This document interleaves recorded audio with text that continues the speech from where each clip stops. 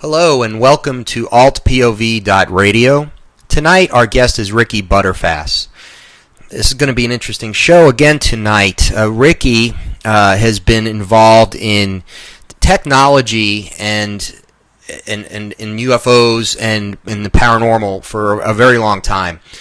In 1992, Ricky joined up with UFO researcher Dr. Stephen Greer as a fellow ambassador and field researcher at the Center for the Study of Extraterrestrial Intelligence. He has worked on three major projects since that time, including the Disclosure Project, the CSETI Ambassadors to the Universe CE5 Initiative, and the Orion Project, which focuses on new energy research and development. He was an associate producer and cast member in the 2013 documentary Sirius, which follows Dr. Greer as he struggles to disclose top-secret information about classified energy and propulsion techniques. Ricky is also the co-author of Paths to Contact, True Stories from the Contact Underground. Ricky, welcome to the show. Well, thank you, Jack, and I'm glad to be here with you and your audience, and I'm looking forward to this evening. Right, and we're excited to talk to you. I did, always do my background research, and there's so much that you've done for a while now, for quite a long time. So I thought that we'd start with, if you could just tell us really how you got into this field, and going back even further with technology. Tell us a little bit about your background leading up to, I guess, 1992-ish when you met Dr. Greer, and then we'll go from there. Right. Well, when I was 5 or 6 years old, I really, every time I heard an aircraft fly over the house, I'd run outside. Even if I was at the dinner table, I'd run outdoors and watch it fly over and say, "Wow, I'm going to be on one of these days. I'm going to see how it works. I'm going to fly one." That was sort of my dream ever since I was young. And then I got involved with reading things like Andre Norton and other science fiction writers that talked about extraterrestrials and space travel, that sort of thing. And when I was 10 years old, I had an encounter here at my home. It was at night when I was asleep and dreaming. And I woke up, looked out the window, and I could see these white discs flying across the sky and all these searchlights going on and off. This was in 58. And next thing I knew, the light in my parents' room came on and the hall light came on, and they started walking down the hall, and my sister got up and started going too.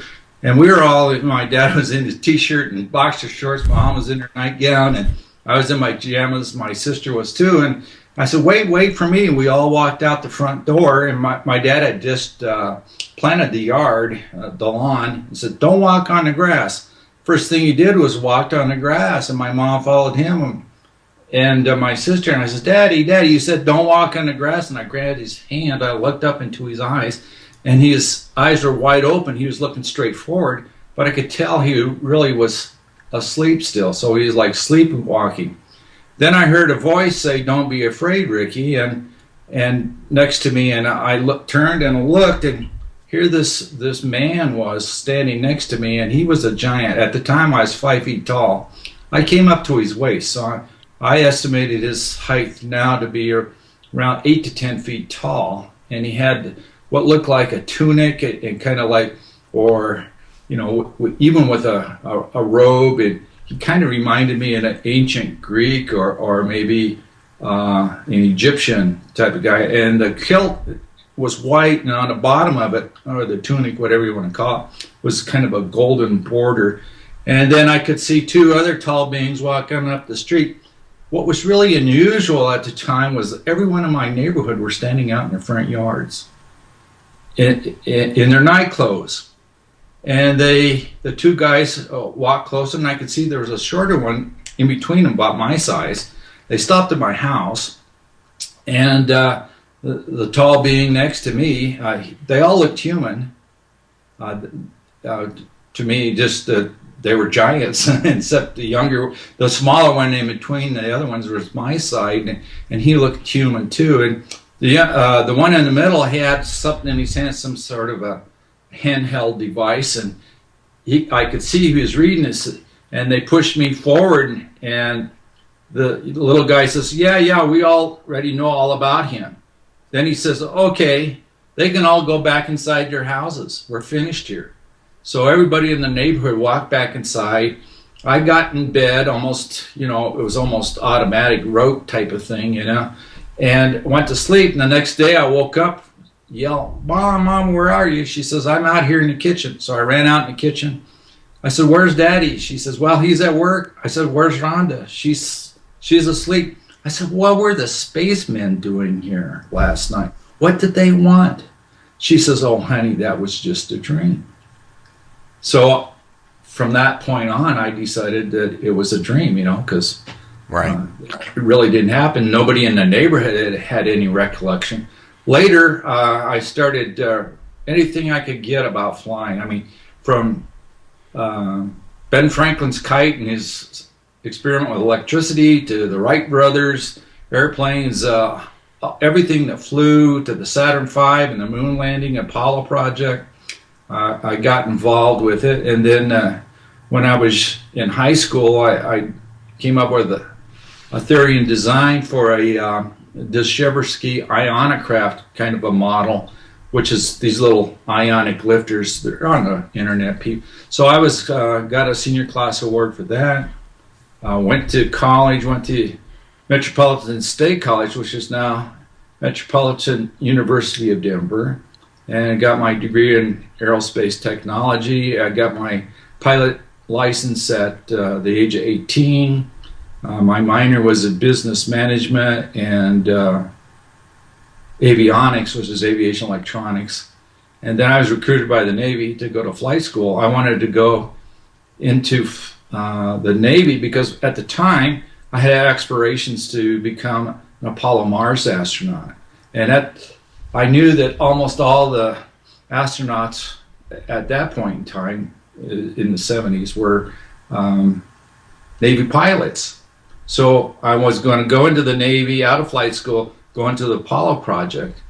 But inside the Navy, Nixon cut Apollo Mars. And I was really disappointed at that. And then I found out the fighting was just for the oil in the Mekong Delta. I was in the officer corps, and I learned about what they were fighting for. And my buddies were dying for, Standard Oil at the time, and all of them to be able to go to South Vietnam and suck the oil out. And of course, there's all these other oil wars going on since. I mean, countless others. We just finishing up one, and they're still fighting in Iraq over control of the oil fields.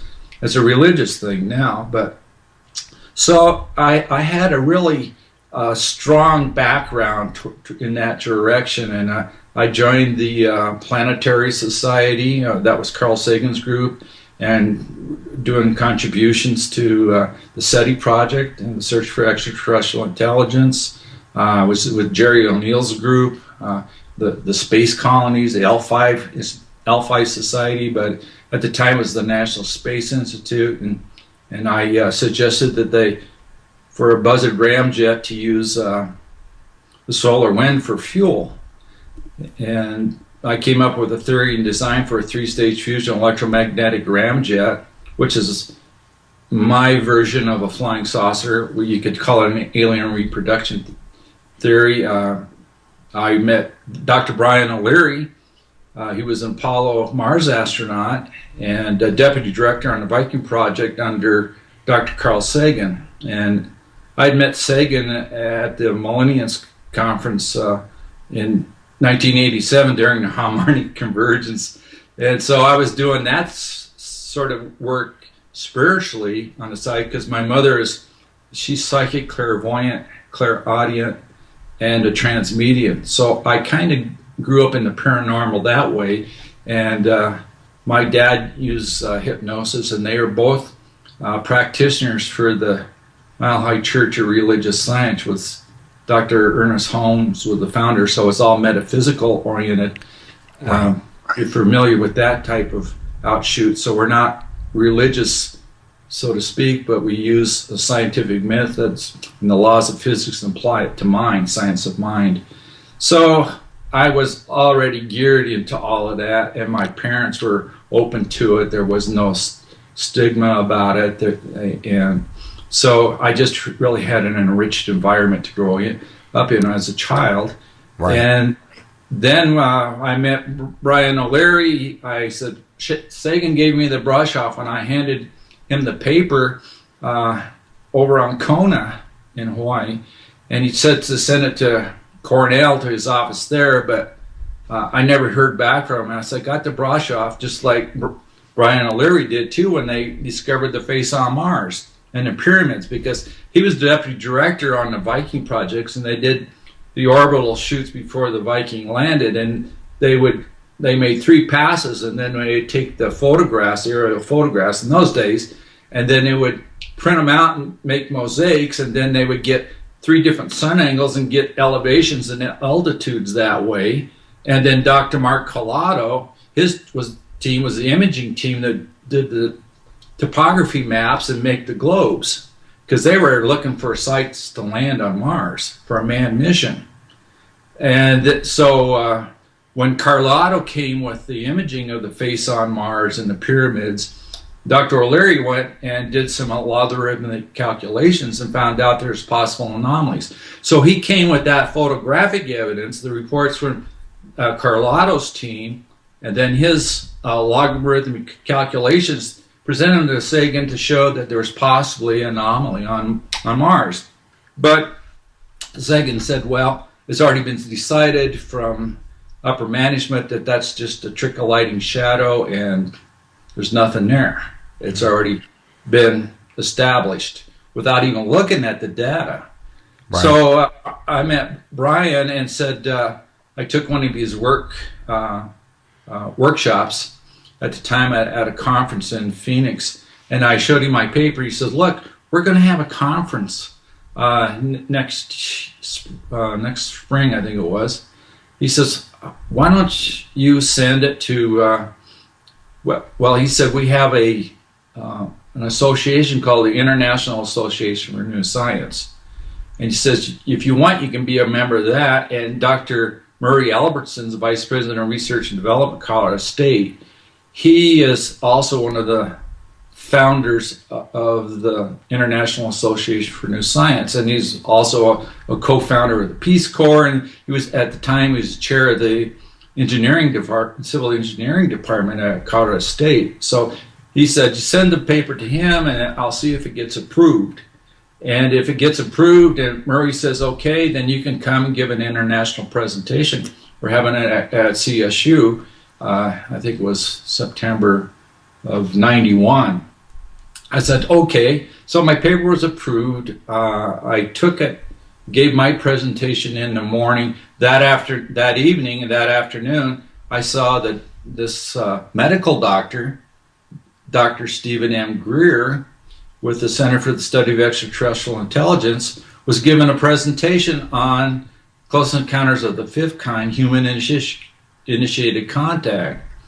I'd also had an on-board experience in 1973 when I was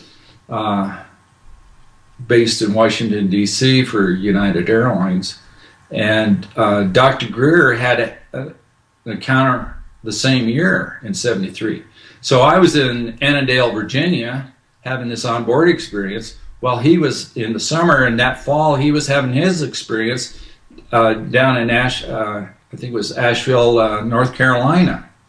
And that's when he brought the CE5 protocol. So I saw his presentation and knew that we had crossed over and our paths were just intertwined and parallels. So I actually met him then and said, about time you showed up, and I've been with him ever since. Then I joined CSETI in '92, and the rest of that's pretty much history.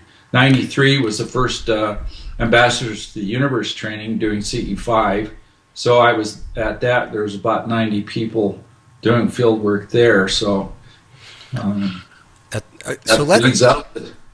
that's great. I mean, that's one of the things that I find interesting is that by the time by 1992, and also I think it's great that you had such a really a broad background when it comes to science and then the metaphysical, like you said. I think that you had you were open to, and you were also exposed to all of this.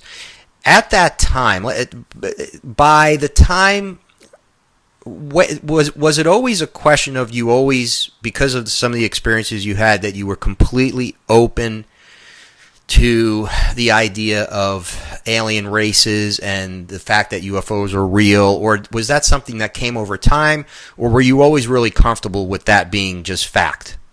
Well, I was really comfortable with it because, well, my family didn't have a belief system conflict, that was driven into us. I mean, my parents are really pretty open-minded about it because, of their science of mind activities. So they were open to it. And at that time, back in the 50s, like in 57, 58, it was in the media pretty much about flying saucers. I mean, it made front page news on the newspapers, and my dad would be reading the paper and he's like, "Hey Rick, look at this." And there would be an artist's conception of this flying saucer disc, and Right. And so, I'm completely open to it. I mean, I didn't have to wade through all this other stuff, but the problem was when I got older that I found out that I was in an acute minority, if you will, and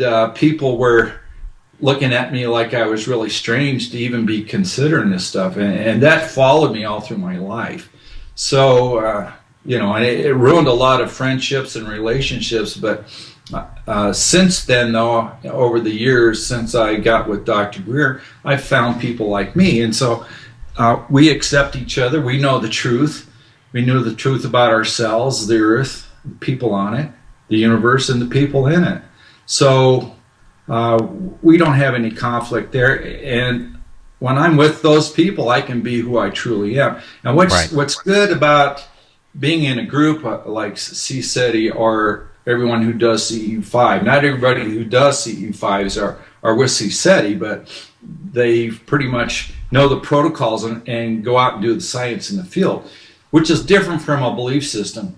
If you're an individual, not that I'm trying to knock channelers, but we do remote viewing and remote vectoring. That's part of the scientific protocols. So remote viewing and channeling are similar. They're considered imagination until there's validation.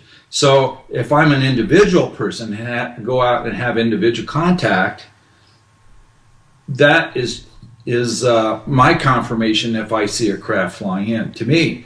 But it's still my imagination and not valid unless I have a witness.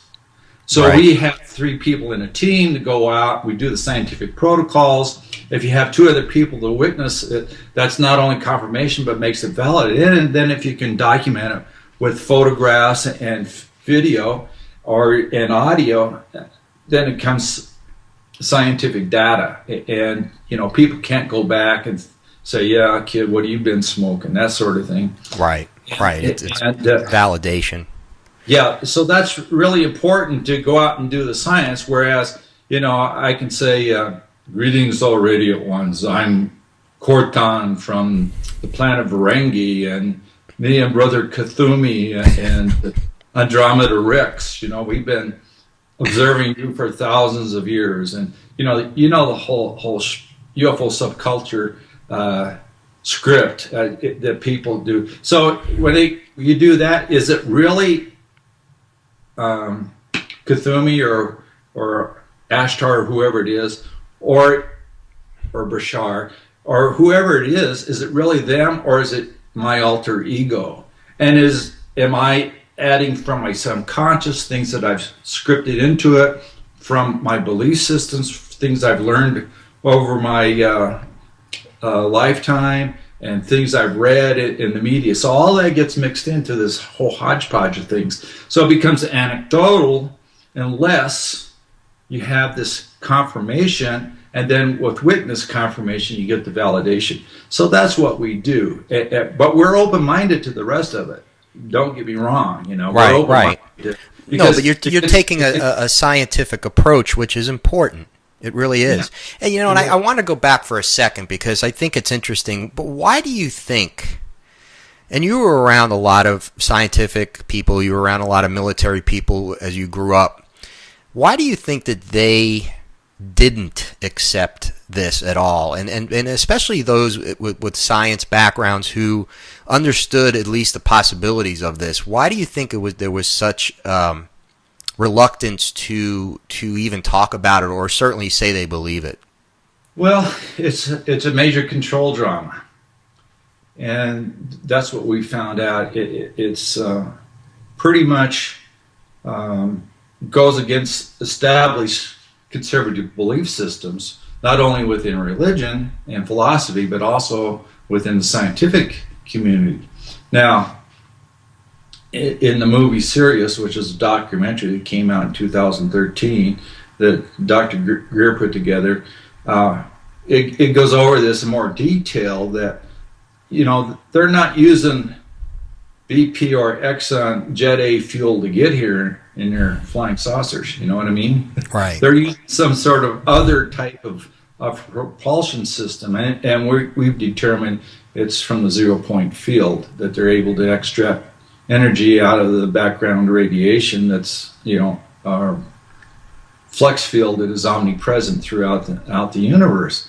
And so they can tap into that, and so it becomes a whole hodgepodge that, you know, you got this domino effect that's going to knock down the next one, and it really is tragic that we're really living a lie, and it's not even our lie, and the truth has been covered up. As far as military goes, I wasn't that much involved with the military because I didn't serve that long, but my uncle was in the Air Force. He was a TACAN coordinator. These guys with the radars that vector in the interceptors, and he'd see stuff too, but they weren't allowed to talk about it.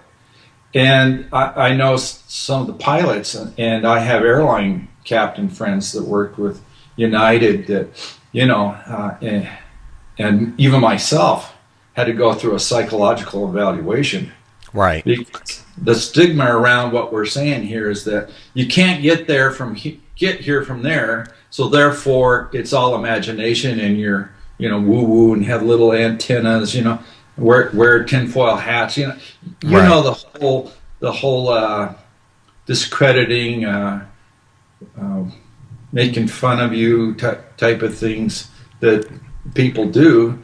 Basically, I think the real reason, part of the cover-up, is not only that it'll change the whole culture and religious dynamic on the planet, but I think people are afraid. Right. You know, they get into this fear they get fear of loss, fear of lack, and then they're into this duality concept, and then they doubt. So it's part of our ingrained control drama that's kind of like the old caste system that's still a little prevalent in India, or, you know, the pyramidal structure situation. So people have to get permission from their high priests or their boss, you know, or some patriarch or some other authority to be able to do this. You know, what was interesting, when Captain Cook sailed into Pearl Harbor, none of the Hawaiians could see it. They had to wait until their chiefs and their priest saw it and told them they could see it. They had to have permission to actually see. That's how much control, because they didn't want to look at it.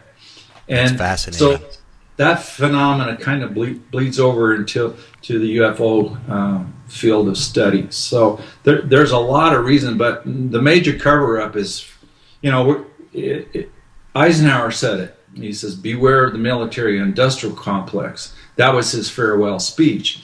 And what we found out through the Disclosure Project, that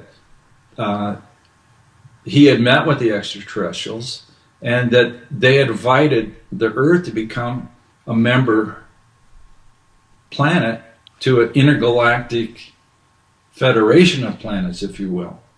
But we had to give up our weapons of mass destruction. At the time, the U.S. was the only ones that had it, and we had to give up the whole war system. And then they knew the whole economic system would collapse because they weren't using petroleum, and they would go coal, gas, oil, and nuclear would be all gone. So the military-industrial complex is now the military-industrial petrodollar financial energy complex, which is a global thing. And they're really playing, it's controlled by about 200 families that control all the technology and the economics. And then you have the jobber subsidiaries, their lieutenants that are below them, and that's about another 2,000 families. So you're talking about 2,500 families that actually control the earth. And they're playing a game of risk. Right. If you, a monopoly risk type of thing with each other. Is there any way to break that? Well, I want to get to the disclosure. I want to get to all the projects, and you mentioned the disclosure project, and that was a phenomenal project. That I have the book that came out of that project, and it was, in my opinion, one of the best books I've ever read on the subject, because there were so many credible witnesses, and the work that was put into it to get these witnesses was phenomenal. I mean, really, if someone reads that book, if an objective person reads that book, it's very difficult for them to finish that book and not at least think that, whoa, this could really be true. Yeah, there's a lot of top secret papers, documentation that's in there as well. I am a member of the Disclosure Project. I was staff with Dr. Greer, and I was with him and everyone at DC in '91 when that all happened. So and I gave my senators, my Republican senators here at the time, which 4 hours of witness testimony, VHS tape, and gave it to their staffers, but they rejected it all because it was outside their belief system. And it goes back to, it's all the whole control drama, that they won't take the truth, they'll take the lie to maintain their belief system. And that a good example was recently in 2006 when the NOAA report came out on climate change, and the Bush administration managers went and changed the data to fall into their political party line on global warming. And then, of course, the scientists that were involved in that report blew a whistle on them. And then it took them in 2009 to collect all the data and bring out that data again on climate change. Right. And so, that's going on. And that's tragic because we're all involved. This is the only boat that's floating, and we're all in the same boat, And we just can't keep going on and destroying the biosphere like we are. It's almost runaway.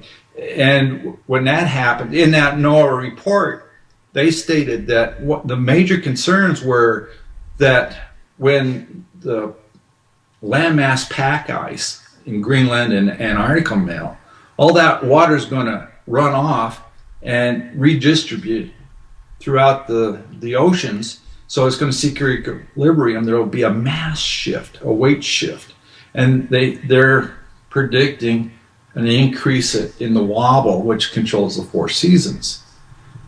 And not only that, because of inertia and spin, then we can see the change, the resultant force vectors for the change in direction from the inertia is going to be expanded through the mantle and through the crust, so through the fault systems, through the tectonic plates. So there's a lot of stuff that's going to be happening here. So we need to really get the truth out about this and stop doing what we're doing. And the NOAA report also stated that if we quit using carbon at all, I mean, get rid of oil and gas and coal tomorrow, it would still take to the year 3000 to reduce the carbon levels, the pre-industrial revolution levels. So, there's a lot of stuff that's going on. The Earth is in bad shape. And that's what Dr. Greer, he gave up his medical career because the Earth is now his patient. The Earth is sick. And we're killing her. We're killing ourselves. And can we go to someplace else? Well, there goes the neighbor. Are they going to let us in? And the fact is, that the Earth has been placed under quarantine by the extraterrestrials. Well, that's what. And let me ask you this question, and I've asked this question of a lot of people, and this is the question that immediately comes to mind when we talk about this. Why, if we've had alien contact, and like you said, they went to Eisenhower, they went to our leaders in the 50s, right. Why then would they, you have 2,500 families that are controlling everything and causing this to happen. There are a lot more of us that don't want this to happen and really are. Again, they have all the power. So all the laws that pass and all the power brokers of the world, they're making the money on on carbon emission, on oil, coal, all of that. Right. Why? And I always ask this: why did the alien races or race or whoever we're in contact with, if they're actually did communicate with our leaders, why don't it seems like it's almost like more of a it's more about us, the people. It's more about the people who aren't doing it for the wrong reasons. These people are doing it because of greed and ego and power. Right. Why don't we just get rid of that? Why don't we just get rid of that power monopoly, and why can't they help us get rid of that power monopoly, and then everything will be okay? Well, that would be great. I've been waiting for that for the last 20 years, tell you the truth. 20 plus, actually. And we've been waiting for that day. We don't call them aliens. We call them extraterrestrials because alien to them is like the N-word for the black people, So we call them extraterrestrials. Now we have free will, so they can't come in and do it for us. I mean, what we really are is a bunch of juvenile delinquents. We're the going through our adolescence here. So what we really need to do is become responsible adults and take responsibility for the lies that we're letting slide by, for the degradation of the biosphere. And the biosphere's dying off, the reefs are dying off, the climate change, all of that. We need to become responsible adults. But you got to let your kids crawl, and then they have to stand up and walk, and you got to tell them don't touch the burner because it's hot and you'll get burnt. And sure enough, one of them's going to touch the burner and get burnt. So we got to learn on our own experience, because the ETs can't do it for us. They can get. We've already. What people don't really realize the whole dynamic of what's really going on here at this time in the evolution and this time of the progression of the Earth. It's not just the extraterrestrials that are involved with this. It's the whole cosmology of the universe. The extraterrestrials' technology, they can actually, because they can manipulate matter on the molecular electrical level. They can actually phase shift the molecular structure into a radio sideband. It's a harmonic sideband of the local space-time continuum, which it's almost, so they're phased out of the local space-time, 3D time, and then the fourth dimension, 3D and time, and the fourth dimension is time. So what they do is they can phase shift it out of sync a little bit. Everything that's material is made up of atoms, and there's little holes, and if they can phase shift, they can go between the atoms, because they're really in a different time. But it's a parallel time that they can actually see, because their technology is interfaced within thought. And thought is the whole key to this. It's part of the morphogenic field, which is part of the 0-point field, which is omnipresent. So this is where their technology operates. It's all goes with thought. So we need to be able to master our own senses. But the truth of the matter is that the way has already been lighted for us. All the master teachers on Earth that have come before us, Jesus and Buddha and Krishna and Zarathustra and Moses, even Einstein and Democritus. Democritus is the father of atomic theory, and he also gave us democracy, that school of thought. All of those beings that were here before, they have shown us the way. They lighted the path. But there's too many people worshiping the lantern and not following the light.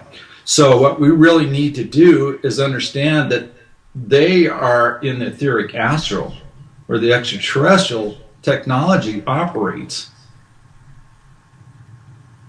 And they're interfacing with the spiritual world as well as the physical. So all of the ones I just mentioned, plus your family members on the other side, your ancestors, all of humanity's ancestors, the guardian angels, the Vedic avatars, and then the extraterrestrials point inside of that. Their ancestors, their guardian angels, their avatars. And we're talking here just in the Milky Way from the Kepler telescope that shows there's between 10 million and 60 million, maybe even 10 billion to 60 billion to 100 billion habitable Earth-like planets just in the Milky Way. And there's billions of galaxies. So we have to come to terms with that and understand just how involved this really is on the cosmology of the universe that's really in play right here. And that's what's really going on. So, and people say, what? It's a matter of ascension, not just individual ascension, but ascension for the whole planet. So what we're really doing, we're not really interested so much in seeing extraterrestrial spacecraft flying over, flybys, or having land, or going up and kicking the tires, or having lox and bagels or coffee and donuts with the ETs. Right. What we're really interested in is changing the state of beingness of ourselves and the state of beingness of the planet. It's not just awareness, but it's a state of actual beingness, the state of living. Because these extraterrestrial races that are millennia, some maybe millions or billion years ahead of us in their culture, in their teaching, in their knowledge, it goes all the way from the astral to the celestial to the angelic realm. They're all working together on this for the evolution or the ascension of the whole Earth that goes up in state of beingness, not just awareness, but actual state of beingness. Because there are some planets that are in the celestial state of being, which is at God or God consciousness, the Godhead, if you will. So all of that is what's really in play. When the Earth raises this awareness and state of beingness, get rid of all the weapons of mass destruction, have peace, stop killing ourselves and the planet, then we're actually becoming responsible adults and ascending to a higher state of beingness. What do the ETs get out of it? Why are they here? They're not here for semen or ova for men and women. They're not here for the plants. They're not here for the water. They're not here for all this other things that are in the media that is going around.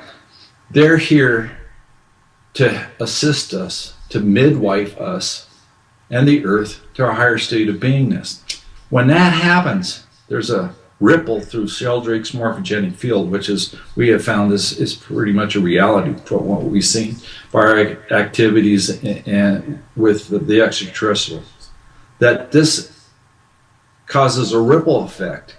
It's like a standing wave, or tidal wave, if you will, that lifts the whole cosmos, that lifts all the ETs everywhere. So it lifts them up to a higher state of beingness as well, because we're all together within consciousness through the morphogenic field. I have to tell you what happened during the first CSETI training in '93, the superstitious mountains of Arizona, and there were 90 of us out there. And there were 3 teams of 30 people each team, and the extraterrestrial scout ship came on. It locked onto me and Dr. Greer, And then the mothership came in, and it was cloaked, but it had 2 white position lights. So if you hadn't seen it move in, you wouldn't know it was there. One of the position lights reconfigured itself, and it did a lazy 8 in the sky. And I'm saying, I can't believe this. Here are these extraterrestrials are here, and they're flying lazy 8s, you know, and because it was a basic aerobatic maneuver for pilot training, you know. And I said, I can't believe it. But when I pointed out to somebody, it would stop, and it was blowing my mind.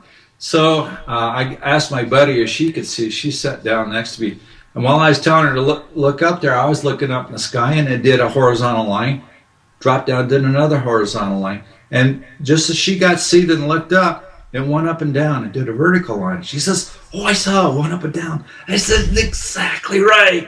At least one person saw it. I got validation. I got confirmation. Thank God, at least one person other than the 90.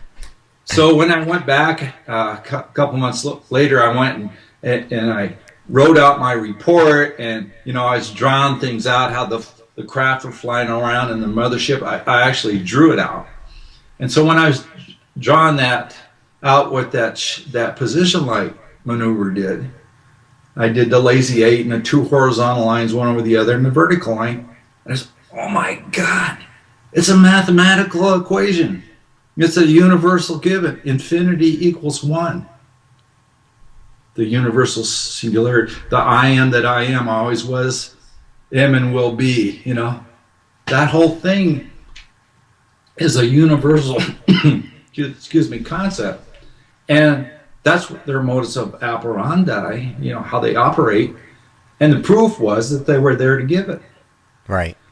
So, in other words, there's really no duality in the cosmos, because we're all one. It's just a matter of doubt and fear. Fear of lack, fear of scarcity, fear of difference. And then what goes along with fear is a human reaction is either flight or fight. Some people run away from it. Other people will stand there and bring out their guns and start shooting. A lot of guys start shooting before they even know what's going on. Shoot first, ask questions later. It's all a state of beingness, mindset, and experience, and it's all related onto fear. And then they spread this duality, fear drama, that controls the whole thing. Oh, these guys are the bad guys, and these guys are the good guys. And there's the evil, and the paradox. If there's only one, the paradox, there is no Satan, there is no devil, because it's the same guy. Right. That's the paradox. But it's a matter of beingness and state of awareness to see that the difference isn't really different, because it's like an XYZ axis where the point of origin is in the middle. So the negative or the positive isn't really better. It just shows position on the XYZ axis. So that's the way we need to start looking at things, looking at the difference, and quit having this delusional paranoia that the ETs are here to eat us for breakfast. Although there are extraterrestrial civilizations that, like Earth, that are just ready to break through to interstellar travel, that may be at war with themselves, like we are here. We're in a constant state of perpetual warfare. In the last 70 years, 200 million people have been killed on Earth through wars, and most of it's been over oil. How ridiculous is that? And we haven't even needed oil for 100 years, since the days of Nikola Tesla, when he discovered scalar wave technology. And that's part of the Orion project. So you see, all 3 projects, the Disclosure Project is letting people know, showing the documentation and presenting it, the testimonies, and part of the cover-ups, and all of that. That's one of the projects, and that's what the nuts and bolts guys really like, because they can hit it on it, and we got credible witnesses that we vetted and with the documentation. Then we have the CSETI, the CE5 project, and that's going out and establishing contact with the extraterrestrials. We have indeed establish peaceful diplomatic relations with all the extraterrestrials visiting Earth. That includes the reptilians and the Palladians and the Octurans and the Sirians and the guys from Andromeda and the so-called Greys. All of them are working together with the avatars and our ancestors and our spirit guides and the angels, the angelic realm, the concourse and high. All of that are working together. But the ones like us are quarantined. They're not allowed to go much further than the inner part of their solar systems. They're not allowed to go out. Actually, the Earth is under quarantine, and the Disclosure Project has found that during the Apollo moon project that we were actually warned off the moon because we were going to detonate a hydrogen bomb on the surface on the moon, and the ETs had bases up there and they didn't want to do that. And as I said, when they were with Eisenhower, we were invited to become part of that intergalactic community. But they were so afraid that because of the history of the world that the one with most advanced technology come up and dominates and controls. Look what happened to the Native American, Mesoamerica, you know, for when the Spanish Jesuits came in, you know. They burned all their books, all their texts. They've done it all over the world. And then not only the Christians, but also the Muslims have done it too, you know. And even the ancient Romans, the Library of Alexandria is a good example. It's been burnt 3 or 4 times. And all that writings, all the knowledge of the planet, we've lost all that because people's control drama didn't want it to go back further than about 6,000 years. Right. So that's the rub, and that's what's really been going on there. Okay, no, that's a great explanation for that, and I really appreciate you sharing that with us. Tell us, let's get into a little more detail about CSETI and also the CE5 initiative. Are there protocols to that? How did that come together? And again, protocol about how contact is made, what happens to that information, who is that information becomes privy to. Tell us a little bit more about the basis of it and also the goals of that project. Well, as I stated before, it's Close Encounters of the Fifth Kind, which is human-initiated contact. And Dr. Greer, he had contact, as I said, when he's around 17 in 73, and I had the same onboard experience, but we had both had contact earlier in our childhood. But it really sort of ramped up at that point in time, and then in the late 80s, he was called to pick up what he had dropped. Dr. Greer was, and he and the extraterrestrials worked out the whole protocols, the contact CE5 protocols, and there was an agreement, and some have pledged an allegiance to this project on the ambassador level. So what we really are is citizens of Earth, ambassadors to the universe. That's what this whole project is about. Now there are some limiting. It's not all that hard, but there are some basic protocols that we go through that people can find out about. If you got an iPhone or an Android phone or a tablet that uses those operating systems, you can go to SiriusDisclosure.com and you can get the app for $6.99, and it goes through all the whole protocols. It gives you some of the film data that we've taken from actual field sites. It includes some of the tones that we've gotten from Colin Andrews for some of the things that they got in the crop circles, that the original, some of the good stuff, not the hoaxed ones, that we use that signal to as our signature tones that we write. So we do it within consciousness. So to back up a little bit, there are 2 limiting factors to CE5. The first is what your intention is. If your intention is just to have them fly in and do loops and rolls like dolphins at SeaWorld, just for your entertainment, or just for them to prove that they're there or they're real, is that a good enough intent for them to fly thousands of light years through time and space to be here to prove a point of your curiosity? Or if your main reason for doing it is that you want to be the next Carnegie or the next Ford with the technologies from the extraterrestrial spacecraft that you might be able to glom onto or get knowledge of, they're probably not going to come to that as well. Their technology, we have learned, interfaces with thought and consciousness. Their craft has an artificial intelligence to it.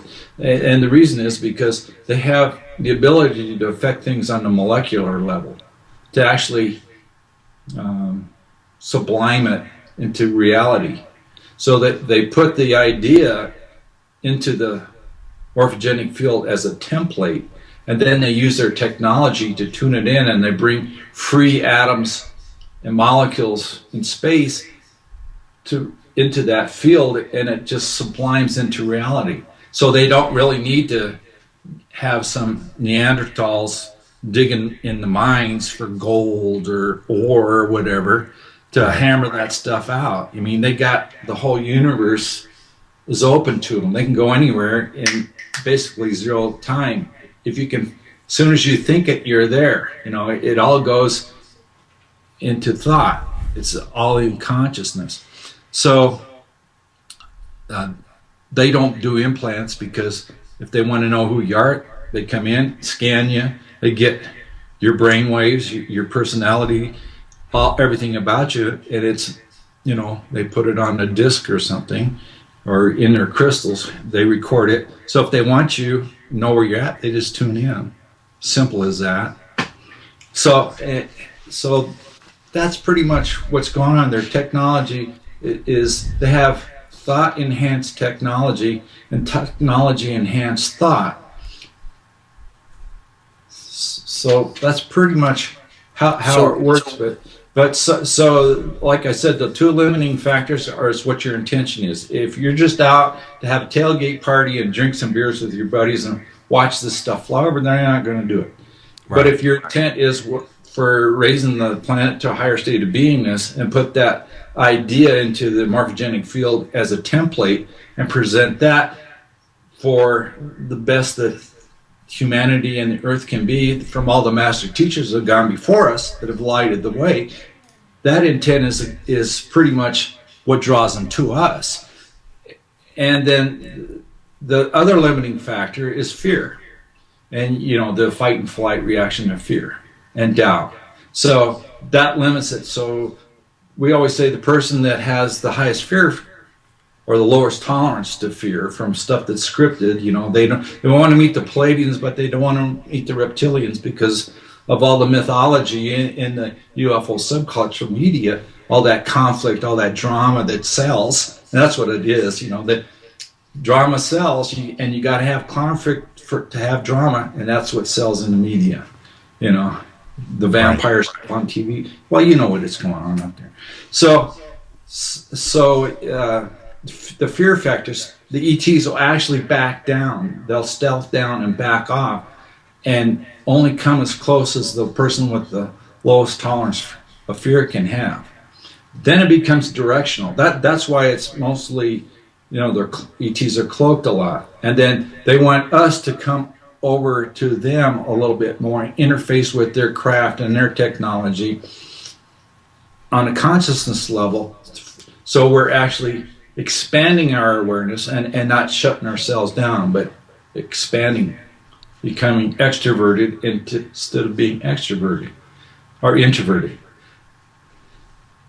Sorry. That's pretty much the way it works. And then we use a method of remote viewing and remote vectoring in a form of transcendental meditation.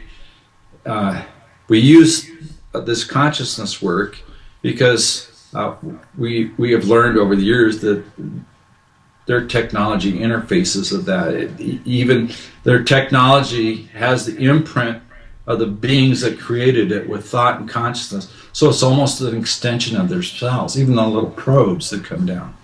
So Right. that's the interface we have to develop with them. So we extend ourselves out towards that. So remote view and remote vectoring. Remote view is actually can be looked at as astral projection, and we use a form of meditation to get ourselves calmed down and get rid of the stress in the monkey mind jumping around thing that we have to stabilize ourselves, get ourselves centered, grounded, if you will, and then the whole group becomes bonded together in coherent thought with the same intent, and so it becomes coherent thought sequencing. And so the meditation, we go through different meditations during the night, and we send out our intent and send out our location, and then we give them remote view of where we at. So we do the astral projection, be out there, look for ET craft, interface with them in that way, see if they give us a consciousness physical lock-on there to our astral bodies, and then give them the vision of where we are on the earth, sitting in the circle, and invite them down, and then they do. Right. And how much training do you have to train? When you say we, I know there's groups that go out, and I know that also you take groups out. I actually did something with Dr. Greer, about 5 years ago in Denver. And I went to one of his lectures, and then we did one of it wasn't quite as, it was more, we went out, we weren't out too far outside of Denver, and we were in a circle, but we didn't go into the, certainly not the transcendental meditation or the remote viewing, but we did something like that. But when you do these things, is it best to train because everyone's got to be in the right frame of mind, correct? So do you train people on this, or how does that work? Yeah, well, you have to have the right intent, like I said, and then you can't be afraid of what you're going to see. And so those are the two limiting factors. But to train people, some people have gone to Dr. Greer's trainings. Now he does what he calls Ambassadors to the Universe training, which trains people over a week time period. They go through the protocols, and then they actually meet extraterrestrials and are assigned an ambassador contact if they get it. And that's what we are. So we're really ambassadors. Then those people go back to their communities and they form up their own team. And so once a month during the new moon phase, because it's better for visibility, we have what we call a global CE5 event. The last one was just last weekend, and I was with 43 people in the Berkshires of New York, outside of Albany, and 43 of us were there, and we were vectoring in ET craft, and we had at least, I've estimated, about 100 craft just in a couple nights that came in. Now, when you visually, do you need night vision equipment, or do you just see it with the naked eye, or how does? We'd see it with the naked eye. Okay. They see. We do what we're really doing is 90% of it is in consciousness, awareness, and beingness work, and that's the work we're really doing through the morphogenic field. We're acting as step-down transformers from the celestials and the extraterrestrials that are here. So it goes up. In scalar terms, it goes up an octave. So people who are more experienced and trained will have a different state of beingness, if you will. So we act as step-down transformers. So the ETs are acting as a step-down transformer to us. To the celestials that work with high energies on the cosmic level will come in, and they will step down that transformer into us, and then those of us on the team who who have been doing it longer than the newer ones are acting as step-down transformers to them. And we're actually anchoring ourselves to the core of the Earth. We do that in our intent, and that anchors it from God, or the central sun of the universe, down through all the suns of the central suns of all the galaxies, down through our sun, down through all of our chakras, all 12 of them, anchored into the core of the planet. And then is when we work with love for each other in our hearts, lift that up to our third eye, plate our intent that way, and then we use a vortex that goes up. And so we all do that. So we have, I think I don't know exactly how many people are on the CE5 network now globally, but I know Dr. Greer has trained thousands of people over the 20 plus years that I've been with him. And I've trained some people on my own as well, and then they go out and they teach other people. So during global CE5 events like we just had, we'll field anywhere from 120 to a couple hundred teams around the world that go out in the field during a 24-hour period. So we have 25 U.S. states and 23 countries that multiple teams go out into the field with the same intent, and we link up together in consciousness. And then this vortex I told you about goes up, then we link the vortex around the planet, and that's part of the template of beingness through the morphogenic field for the whole planet. And then we present that to the Intergalactic Council of Ambassadors that we've established contact with, and we present that as our intent for the Earth, and ask them to join with us to help manifest that. So that's what's really going on. We're not interested in taking photographs to put up on YouTube or videos, or get the technology and all. That's right. It's great to see all that, but we only able to photograph maybe 10% of what's really going on, because they come through the crossing point of light transdimensionally, and they phase in and out, and then they're there. And it takes, because they're in a different space-time continuum, their time is different from our time. Their molecular frequency of oscillation in their structure, because they've come so vastly, has to come here. And there's a coefficient of drag, there's a lag time, a delta T, for them to stabilize. So when they're here, they're in a plasma, so to speak, that is maintained electromagnetically and electrogravity. Through electrogravitics, they're maintaining the integrity of themselves and their craft. And it all interfaces with consciousness, because they're really in a plasma. Then it takes a certain amount of time to phase into the local space-time here on Earth. So they'll be here, and then they have to condense to the local space-time. So if they're already on the moon or on Mars or here, they're already completely materials and structured craft, and we have those come over. But then the other ones, if they're coming from 1,000 light years away, or from Andromeda, which is a couple million light years away, it takes them a certain amount of time for them to come in and phase into the local space-time. But because their technology interfaces with thought and they communicate, thought is omnipresent, then they can interface with us and communicate with us in thought. When they phase in finally and become more materialized, they still can have control over their electromagnetic field and their structure of their molecules in the atoms, that they can phase in and out and become virtually invisible, because they're just out of sync a little bit. And then do that defensively, because we're in a constant state of warfare. And it's not only for their safety, but more for our safety. Because if they're there completely manifest, 100 feet above the ground, and we're underneath them sitting in a circle, Farmer Jones comes out with his shotgun and shoots the ETs under the... He's not shooting ETs, he's shooting us. So there is a mutual part of the protocols that have been established that we go through that has to be. But they give us enough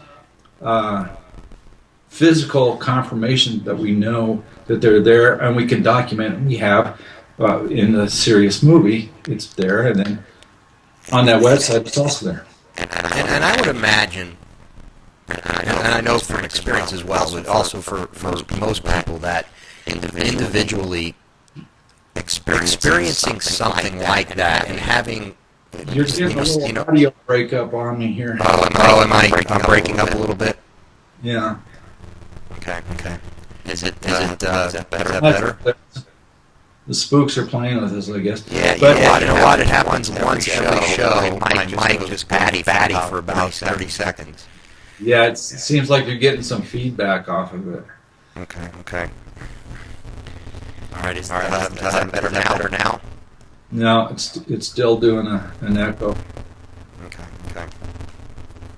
I don't know how I'm coming by. You sound great from this end, so I think it's me here. Yeah, you sound like you're in an echo chamber. Okay. Shouldn't be that way. Well, can you hear me ask the question? I can, yeah. Okay. Again, just from a personal, individual standpoint, I would imagine, and it's extremely important for a lot of people, and that have the best intentions going into something like this. That having that bit of confirmation, it changes your life, and I would also think that over a period of time, the more and more people that have these experiences, we reach that critical mass. Isn't that an important aspect of this too? That if we reach a critical mass, that elevation will occur. Well, you're correct in that assumption, and that's what we're really doing as well. Once you have these experiences, it is life-changing, because you can't really go back to the lie because you know the truth. So, it's not ethical to do that. So we proceed from there. But you're right in thinking about, about the morphogenic field I was talking about. When we put that idea and intent into consciousness, into the template within the morphogenic field, when we bond together, when more people come together, the bond is additive, but it's not linear. It's not like 1 + 1 = 2. It goes up exponentially. So I like to say 1 to the cube, 2 to the 6, because it's 1 + 1, and the cube plus the cube equals 6. So there's 2 to the 6th, then it goes to 3 to the 9th, and 4 to the 12th. So it goes up exponentially, scalarly, octave to octave. So when more people join and bond with like intent, and we do it on a global scale, that increases the critical mass within the morphogenic field. So it's like the 100th monkey effect, that when we finally reach that point in the critical mass, that our intent with the extraterrestrials help, and the ascended teachers that are also working with us, that we figure it's just going to sublime into beingness like that. So it'll be a sublimation thing. It won't go through, the gaseous state, the liquid state, to the solid state. It'll go from consciousness thought and sublime into beingness, into reality. So that's almost like a Bible thing where, in the blink of an eye, the change will happen. So that's pretty much our take on it, and what we've seen manifest through ET technology. And at the same time, the energetics and the experience that we're going through, because they're actually raising our energy levels. Our whole molecular structure is interfacing with them in different timelines, so they're actually raising that as well. So it gets to a point where we can feel the energy flowing through our bodies, and we know that it's unlocking the DNA code within each of us, and that is actually making us different people, increasing our beingness. And it propagates through us all of us involved through the morphogenic field, and it does all of humanity.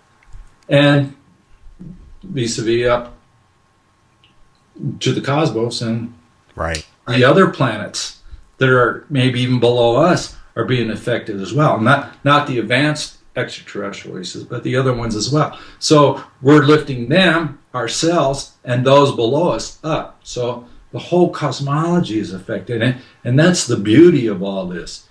I mean, there's not one chosen one. There's not one chosen people. It's just that many of us are called, but few are answering the call. And that the benefit is universal because there is no duality. There is no paradox. It's all the same. It's the universal singularity that is omnipresent. That's the concept that we have to get involved with. That when we do this work and we go out there, we become when we go into the harmonic sign band and the crossing point of light into the etheric astral, it goes back to the M theory and superstring M theory. That once we get out there, we're at all points in space and time. We are omnipresent. So we become one with God, if you will, one with all. But then when we think of ourselves again, we come back to ourselves. So there's a aspect of it in bilocation, because I'm here in my physical body in this local space-time, but within consciousness, I can astral project and bilocate and be on board with an ET craft, or be standing talking with you and your audience right here and now, and at the same time be at the Intergalactic Council addressing the ambassadors, and they are seeing this transform between you and me going out to the rest of the planet, and then it goes across the cosmos as well. So, that's the kind of concepts and state of beingness that your awareness can be at as we're right here and now. See, and that's where we really want to be, is where we can be on that level of operation. We can walk and chew gum at the same time. And after a while, once you learn the process and know how it feels, it's like balance. It's like learning how to ride a bicycle. You start to ride a bike and you're a little wobbly, you don't know how to steer it, you don't know how to make the pedals go, you fall over, all that. But once you get your balance, know what it feels like, you can just ride that bike and go wherever you want, and you can look around. So that's kind of an example of what's going on too with the whole state of consciousness and beingness, the bilocation aspect of it, the remote viewing, remote vectoring. So after a while, once you get that experience, you can be, ideally, you want to be there all the time. Some of the Vedic masters, they saw them bilocated in different areas around. Oh, I saw him here in the market. Well, I saw him up on the mountains and he was talking and doing this. Well, I saw him here with me. We were having dinner. So, that's part of it. That's a city that we can do, but I'm not there. And I doubt a few people on the earth are. I'm sure some of the avatars that have gone before us were there, and they incarnated on earth and they taught us, the master teachers I was talking about. So that's what's going on. The whole thing's there, and it just doesn't stop with the master teacher's death, or our deaths, or our family's deaths, or it goes on. It's just that we've changed form. Energy is not created or destroyed. It just changes form. That's a physical law of the universe. That's a law of mind. That's what we operate on. There you have it. And it makes so much sense. But you can see how so many people would not understand that, or it wouldn't resonate with a lot of the thinking that we were brought up with. Well, it goes back to the fear, the doubt, the duality concept. And, I don't expect you or anybody else to believe what I'm saying, because the things that happened to me over my life, if it were me telling me, I wouldn't believe it. But I've got to believe it because it happened to me. So, it comes to the point where I can keep telling you all these profound things, but unless you, Jack, go out and do this, do the science in the laboratory, go through the protocols and find out for yourself, then you know. So, you know, right. Experience is the best teacher. So that's what I say. You know, if you doubt it, go out and do the science. And you just can't go out there, you know, and kick back with a cooler, you know, and a couple of cold ones and expect them to get the result. You got to go through the discipline. You know, nobody goes out and is the best baseball player, you know, and join the major leagues. You know, not everybody can do that. It takes a little bit of discipline to hit the ball, you know, or to pitch, or to play football or basketball, you know, or to be a good pianist or a singer, or you name it. So, you know, that's part of the discipline. So we want to be the best we can be in all the disciplines, in science, in philosophy, in art, in music, you know, all of that. That's who we really are. That's what we want to be. We want to be, in ancient Egypt, they wanted to harmonize with the Mot, to be the best they could be, to the Mot, to the Manna. And that's what we need to really aspire to again. We don't need this whole control drama, this whole fear, fight and flight type of thing. Well, we've been doing that. How long since humanity's first picked, since the guy went up and taught the monolith in 2001, you know, the monkey picked up the bone or jawbone or whatever it was, you know. So in a sense, we're really doing that as well. But instead of touching the monolith on the moon or around Jupiter, we're touching the monolith with the ETs, and they're here to interface with us. And so that's what the truth really is. Right. The other stuff the Madison Avenue truth is just a big lie. It's a control. Yeah. No, it's so well put. And again, I appreciate you kind of laying that out for our viewers, because, and I think a lot of people understand it on certain levels, but it puts it all together. And I think that's so important for people to understand. You had mentioned the documentary, Sirius, and could you talk a little bit about that? That came out in 2013. And right. Could you tell us a little about your role on that film and what the purpose and the goal of it were? Well, the documentary itself is the largest crowd-funded documentary that's been made to date, and it was pretty much based on Dr. Greer's book, Hidden Truth, Forbidden Knowledge. And in it, we sort of done an introduction to the lay people, really, to show them what's really going on with the energy, with the extraterrestrials, and disclosure. And then there's also this little anaconda humanoid that's 6 inches long, and we did DNA samplings of and found that it only matches human DNA 91%. Some of the experts said that it's 6 inches long, but it's really a 6 to 9 year old child, and it looks like an ET. So, you know, we brought that forward. So, and it was just an introduction, that film was. And there have been some people who have seen it, and the profits we're going to use to go into the new energy R&D. It's non-profit. Everything we're doing is non-profit.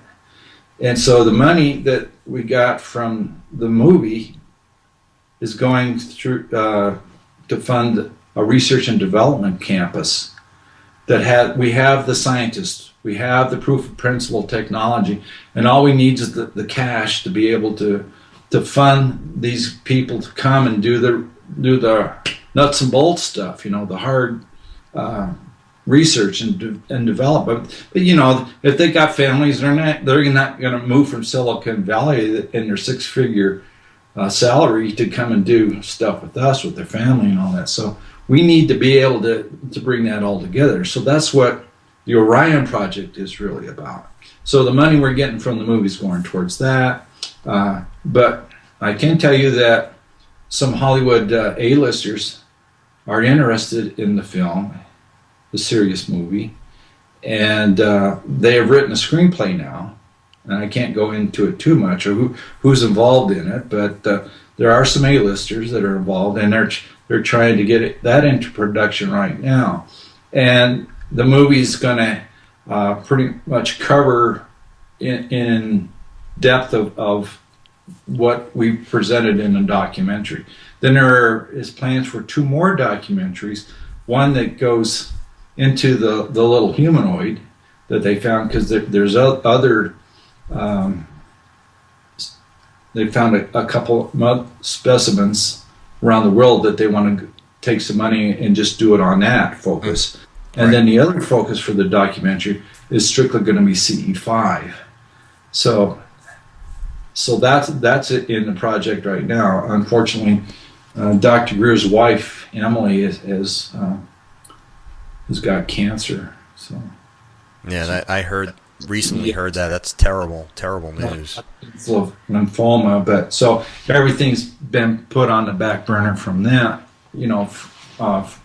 for that to happen. But Dr. Greer has put up $100,000 for anybody that's got a device that works, and they'll get the $100,000 prize, and then we have already in the works a whole distribution system already worked out with some angels and some white hat people that are just waiting for that to come out. And we're talking, Larry King types and A-listers, Hollywood types, and people like in the media and celebrities and scientists and universities. We've got all this ready to roll. All we need is the thing. Right. No, absolutely. And this is you're talking about Colorado with the Orion project. Is that correct? Well, no, it's not here. It's in close to the University of Virginia. And Dr. Greer lives there. So, yeah, he wants to be able to have a research and development campus right there. Like a university campus, but only we're not have to depend on defense contractor funds to do our labs. Right. That's kind of the rub too. And a lot of the stuff that we're doing is like John Bedini's working with us, and some of the researchers, Thomas Bearden, Tom Valone, Morningstar. Some of these people are all working with us, and we've got universities, labs that are opened up to us. The DNA was at Stanford that we did on the top geneticists in the country were looking at the DNA sampling, but because they didn't have a match, they only got 91%. But chimpanzees are 99% match, or Neanderthals. So 91%. is not really a good match, but because they don't have a database, there's nothing they can compare it to, but they need another specimen. So we're working on that as well. So there's a lot of things that are going on that we're working on, and trying to develop a method to fund the new energy R&D, because if we don't change the direction we're headed, we might get to where we're going, and the planet just isn't going to survive with the status quo. I mean, they're doing this whole thing, the oil companies here, the energy companies are trying to force fracking within 500 feet of your house. You can go under your house and do all that, and they're getting earthquakes from that. They really need to start looking at the writing on the wall. The carbon-based fuels are destroying the planet. They're going to have to get out of that business and start. If they were smart, they should start taking their profits, those trillions of dollars the oil companies have got, and start developing this technology that's going to be beneficial to the planet and turn the deserts into gardens of Eden. That technology exists. I mean, we can irrigate the Sahara Desert. We could set up because the energy would be so cheap, we could set up desalination plants on the coast and pump in fresh water inland and irrigate air. There wouldn't be any need for water shortages. There wouldn't be any drought. And the climate would change, you know? Right. We wouldn't worry about this as much. And if we would recognize the presence of the extraterrestrials and do it on a global governmental diplomatic effort and quit lying to ourselves and everybody else, then the ETs could come in and we could have cultural exchanges and we could have a rapid advancement and change all this stuff.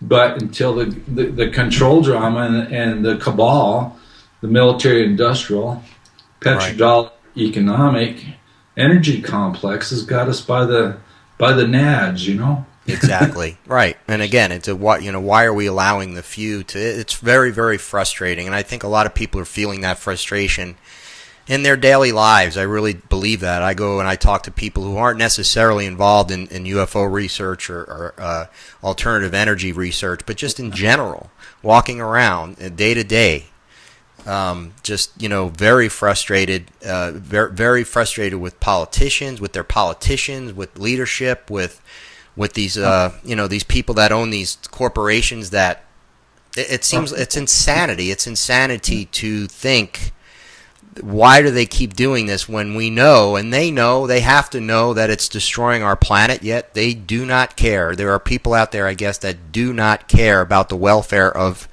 really everyone. Well, they're really in denial, I think, and that goes into, they don't want to smell the coffee. They don't want to look at the ship in Pearl Harbor. They don't want to see it. And they're going to have to wake up and start becoming responsible adults and do the right thing here, because we don't have much longer to go. Some of us in the new energy field had hoped that the pollution regulations would be in place by 2004, because after 2004 was pretty much going to be runaway global warming. So we really need to get on the stick and let these guys that are getting paid by the energy corporations, to be their mouthpiece. They're lobbyists they're lobbyists within the government and within the media. It's time to face reality. We're running out of time. And the thing about Tesla, we haven't needed oil or coal or gas or nuclear energy since Nikola Tesla was alive. And we're talking 1921. That's over 100 years ago.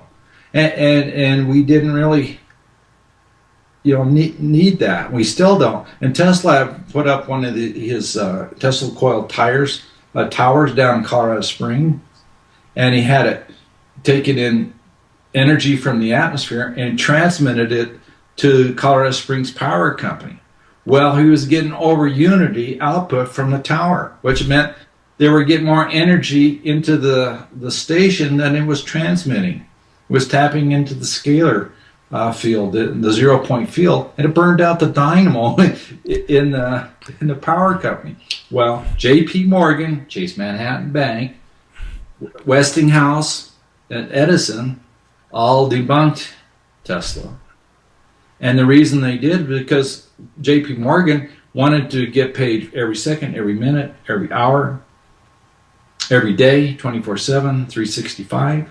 He wanted money to fund him for his investment. That's why we have 60 cycles, because it runs the meter. But Tesla's stuff, he launched that up, his earth transmission lines, like those towers without wires. So anybody could just erect an antenna and they got energy. You don't need the grid system. You can have a car, put an antenna on your car. You don't need to charge up and worry about your car discharging, because there's energy all the time. It's right there. Virtually free energy anywhere on the planet. There's initial costs, but it's been suppressed. It's been sequestered. And the energy companies have gone around and they bought up all that technology and they put it on a shelf. And they're maintaining the status quo. That technology really exists.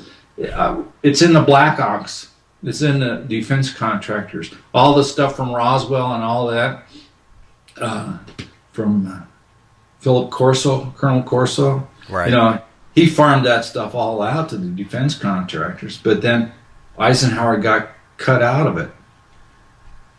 Right. And when he said beware the military-industrial complex, so that went into the private sector. You know, if you or I or President Obama wants a recipe to Coke from Coca-Cola for Coke, he can't tell Coca-Cola and order them to give the recipe to Coca-Cola. They can't do it. So that's where they've hidden it. They've hidden it inside corporations, and then the corporations have their own military. Right. Yeah. Senator Inouye even said they have their own army and their own air force. It's all private contract. And then the oil companies, the energy companies have been using the U.S. military as their own mercenaries since Vietnam, even before, probably Korea. Yeah. So what to do, Ricky? What to do? Well, we just got to keep with the truth and keep spreading the word and asking people to what sustainable energy or a sustainable biosphere or corporate energy profit. I mean, you know, right. Jobs are profit. Where's it come to? You know, everybody's got a job, but if the Earth dies, what's the deal? You know? Right. What are you working for? No, exactly. And the XL pipeline, that stuff's coming down from Canada. All that sludge, all that toxic water, when it gets to Houston or wherever it's going to end up, where's that water go? Where's that toxic wastewater go? Does it go into the Gulf of Mexico? Probably. Or do they send it back up? I don't know. But the thing is, we haven't needed this technology. They get in the Black Ops projects. They got alien reproduction vehicles that they reverse engineered the technology, ET craft. We can go transluminal already. Ben Rich from Skunkworks, he's on record testimony about that. You know, so that's the tragedy. Just to keep the top of the kings of the earth want to remain kings of the earth. That's the bottom line. And it doesn't matter, the Colorado damage or whatever. They're not facing reality. They're just in a whole different world. It's tragic. Well, I think you're right. I think we just need to do whatever we can do to try to change that. We're doing what we can, and the more people that can join in with us, the better. You know, and then when it gets to critical mass, the world will change. Tell people how they can get involved, especially with the training, and if they want to get involved in any of these projects, if they have the background for it, if they're curious. What are some of the ways they can get in touch or reach out on the internet? Tell us how they can do that. Well, everything's already. Dr. Greer has put it all together on one website. It's really a one-stop place that you can go. It's called Disclosure, or Sirius, Sirius, like the star, disclosure.com. So it's SiriusDisclosure.com, and on that site you can pay per view $4.95 to watch the documentary if you want. There's trailers there you can look at. There's tabs at the top. It says CE5. You push that tab. You can see photos. You can see videos from our field work. Goes through all the protocols. There's an app there for your iPhone or for your tablet for $6.99. It's a whole ET contact tool, and it's got everything you need. You don't have to spend a lot of money. You know, $7 and you got it.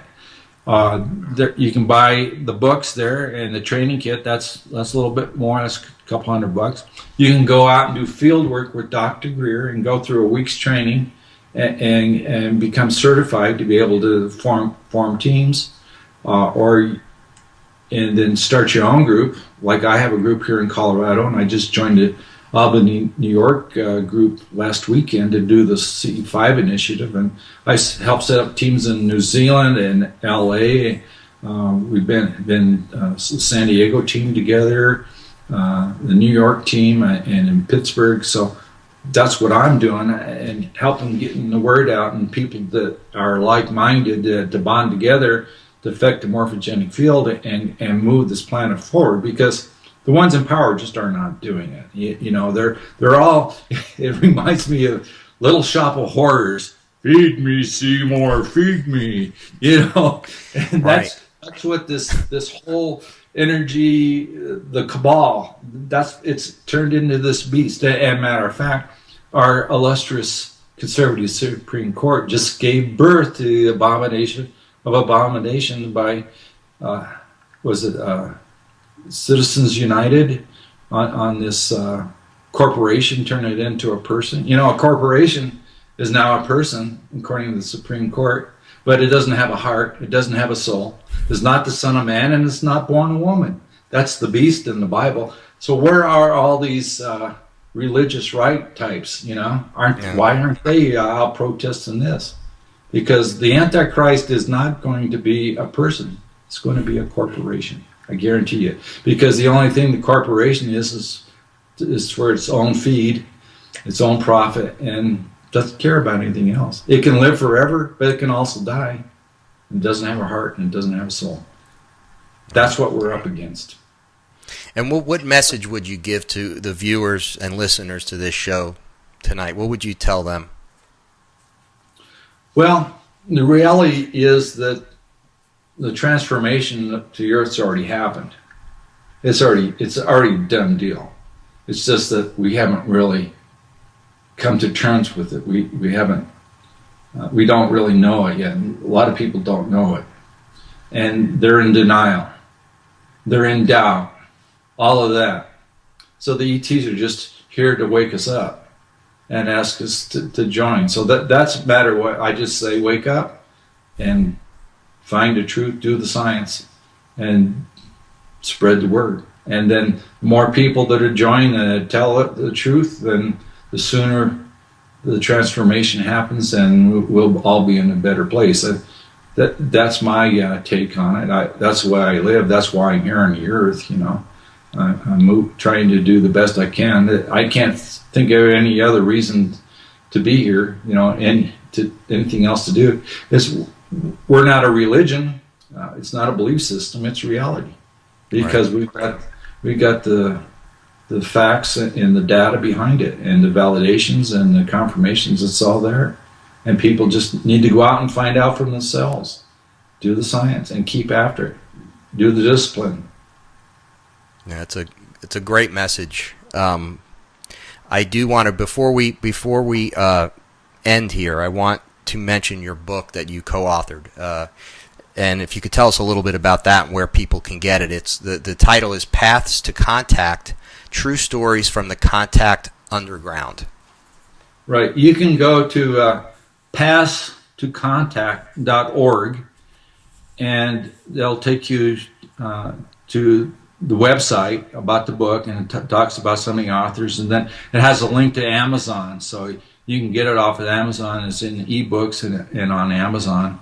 And I believe Jeffrey Becker is going to come on one of your future shows, and he's also a CE5 member. He's been to Dr. Greer's trainings. He's been with me, and we've done field work together. So he'll fill in people more about the book. But basically, it's about our past in our lives that I talked about earlier, but in more depth, that got us to this point where we're all going out and doing CE5 in the field, you know.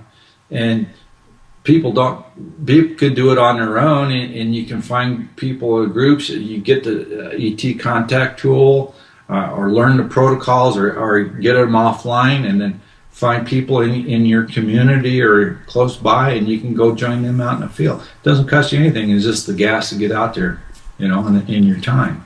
So it goes from however you want to approach it, and what method you want to get there. You know, it's all there, from laying out the bucks to, you know, to on the cheap, I guess. Yeah, Oh, that's great. And again, Ricky, I can't thank you enough for being on the show. It's been so enlightening, and you've done so much, and I wanted to get through a lot of it, and we did, and I just so many messages there, and so much great information. I want to thank you personally for the work you're doing, because it's so important. It's imperative. And we need more people like you around, and we need more people to get involved in the projects that you're working on in order to go in the direction we need to go. So I want to thank you again for being on the show, and we'll keep in touch. I'll definitely keep in touch, and hopefully have you on again, because I know you're constantly working on things. So there's going to be more stuff to talk about.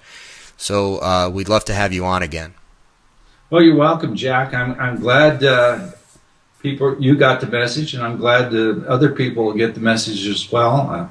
We just scratched the surface here in this short time we've been together. There's lots more out there, and there are other people you can get involved with, and go to the website and do the R&D, and do the discipline, and they'll change the planet.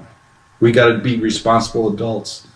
So thank you, and we'll keep in touch. Absolutely. You take care. Okay. All right, bye-bye.